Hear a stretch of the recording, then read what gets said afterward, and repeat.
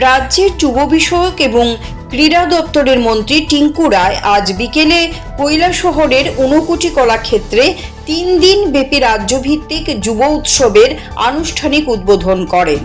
উদ্বোধকের ভাষণে তিনি বলেন, আমাদের দেশ 2014 সালের পর থেকে দ্রুত নানা ক্ষেত্রে প্রভূত উন্নতি লাভ করছে।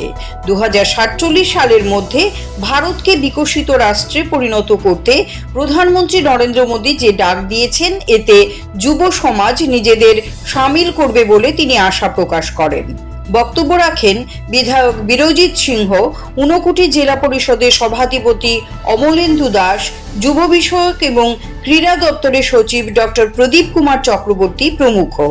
রাজ্যের 8টি জেলা থেকে 600-র অধিক যুবক যুবতী যুব উৎসবে অংশ নিয়েছেন। মোট 12টি বিষয়ে প্রতিযোগিতা অনুষ্ঠিত হবে।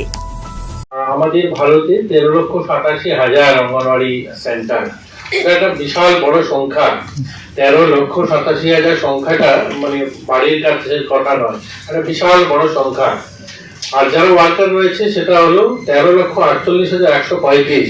মানে এটাও অনেক ছোট দেশ আছে যেখানে তাদের জনসংখ্যার সমান। আপনাদের যাদের জন্য কাজ করেন 8 কোটিরও বেশি শিশু রয়েছে। এত একটা বিশাল বড় কর্মযজ্ঞের সঙ্গে আপনারা নিজেরা জড়িত রয়েছে, যে আপনারা সমাজ সেবা করেন, সমাজের জন্য আপনারা নিজেরা নিয়োজিত, আপনারা সমাজকে কিছু দেবেন বলেই এখানে এসেছেন। আপনারা এখানে বেতনভুক্ত কর্মচারী না, তারপর যে সমস্যাগুলো সেগুলোকে সমাধান করা।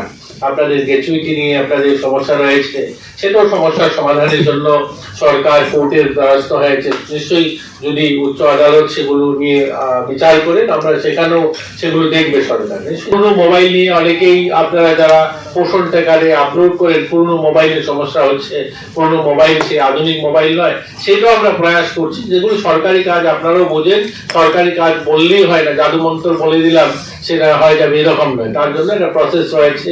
অর্থের আগে আপনারা শুনেছেন, বলেছেন যে ভারতবর্ষের বালিকা বিবাহের প্রথম স্থান কারা পেয়েছে? ত্রিপুরা পেয়েছে। CERI TV, channel for news and entertainment.